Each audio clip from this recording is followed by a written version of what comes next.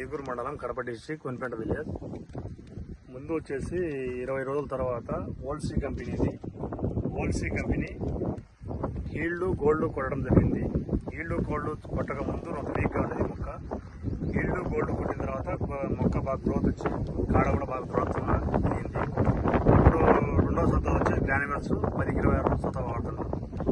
Result బాగుంది. పక్క రైతులు కూడా 10 మంది చెప్పారు. వాళ్ళు కూడా మా పొలం దగ్గర చూడడం జరిగింది. చూసిన తర్వాత మంచి రిజల్ట్